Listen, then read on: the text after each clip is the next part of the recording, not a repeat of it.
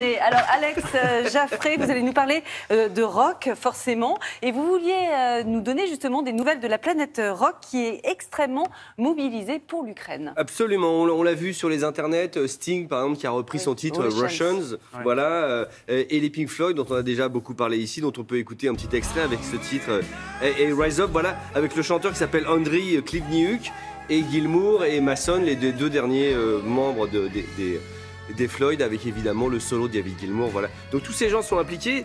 Il y a un mouvement qui s'appelle Stand Up for Ukraine, voilà, bougez-vous pour l'Ukraine, enfin levez-vous en tout cas. Voilà, vous avez Elton John, vous avez Bruce Springsteen et vous avez les Red Hot Chili Peppers. Les Red Hot Chili Peppers. Alors pour ceux qui ont oublié, les Red Hot Chili Peppers, c'était ça. Voilà, exactement, avec la tête qui bouge. Et alors, ce qu'on a oublié, c'est que ça, c'était en 92, c'est-à-dire il y a 30 ans déjà. 30... Mais où sont passées ces 30 années, Julia? Je vous demande. Je ne sais pas. On ne sait pas. Je sais pas. Ah, il y a Thomas Pesquet qui revient. Venez. Ah oui, il est venez nous parler de musique. Je suis ultra fan. Voilà, c'est pas parce que j'étais tout seul et maintenant je... voilà. Les Red Hot Chili Peppers, vous êtes trop jeunes. Voilà. Mais pas du tout. Vous écoutiez ça? Non, j'étais au lycée, j'ai grandi, oui, non, si, les solos de basse, etc. Et pourquoi le saxo alors? Pourquoi le saxophone? Il fallait choisir. Au début, j'avais fait flûte traversière. Et j'ai eu un appareil dentaire en bas. Oui, c'est vrai, on raconte des belles histoires. Et je ne pouvais plus jouer de la flûte traversière. Ah oui. Je suis passé au saxophone. Ouais. Pas mal. Voilà. Et alors, il y a un solo de saxo que vous mettez tout en haut de la liste ou pas? Il y a des solos de saxo, oui. Bon, non, c'était plutôt jazz en fait. Mon adolescence en école d'ingénieur, c'était plutôt jazz. Coltrane, génial. Des choses comme ça. Et quand on vous envoyait le saxophone là-haut pour votre anniversaire là, sur la station, il n'y a pas un problème de bactéries, de microbes, tout ça, ça peut passer sans problème, ça? Ça peut passer sans problème. Alors c'est désinfecté, empaqueté, etc., conditionné. Mais d'ailleurs, il est redescendu il n'y a pas très longtemps, mon saxophone. Il faut que je le récupère. Il est à la NASA, à Houston, en ce moment. Je vais aller le chercher, je vous le donnerai. C'est vrai? Ouais. Alors Alex? Non, mais moi je suis fan. Hein. Ça y est, j'ose plus faire la chronique. Ah non, mais je suis dérangé. Je voulais vraiment... Ah mais non, mais ça me fait plaisir.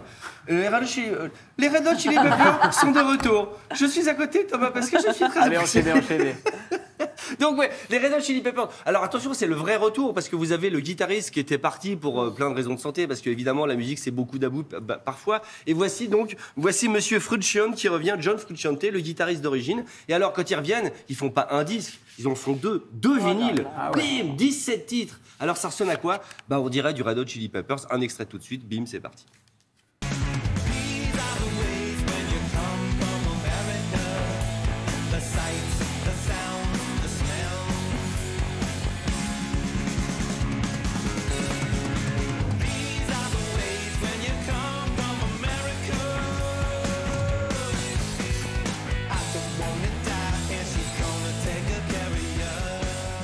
Oui.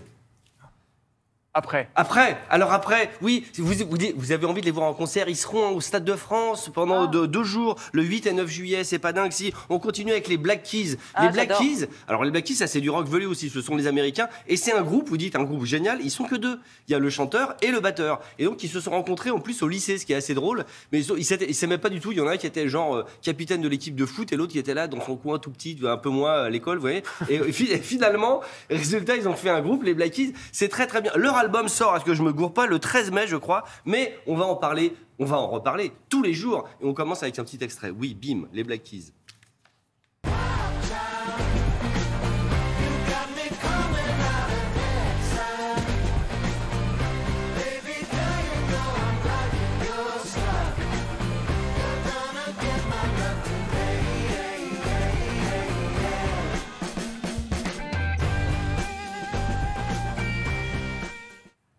Thomas, la musique à bord de la station spatiale, c'est chacun dans son coin, dans ses oreilles, ou vous sonorisez toute la capsule? Ça dépend. Moi, j'avais tendance à sonoriser un peu toute la station spatiale. Enfin, surtout, en fait, quand on fait du sport, les gens ont les oreillettes. Mais moi, je trouvais pas ça très pratique, parce qu'on rate les appels.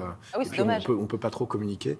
Donc moi, je mettais plutôt la musique sur haut-parleur. Mais il y a un bruit ambiant dans la station qui est pas génial. Il faut monter le volume un petit peu. Voilà. Cadeau, ça me fait plaisir les Red Hot. Pour monter le volume. Voilà, merci beaucoup. Merci beaucoup. Eh bien, merci beaucoup, merci Alex à tous les deux. Merci à tous les deux d'être. Ils sont bien nos deux chroniqueurs musicaux finalement.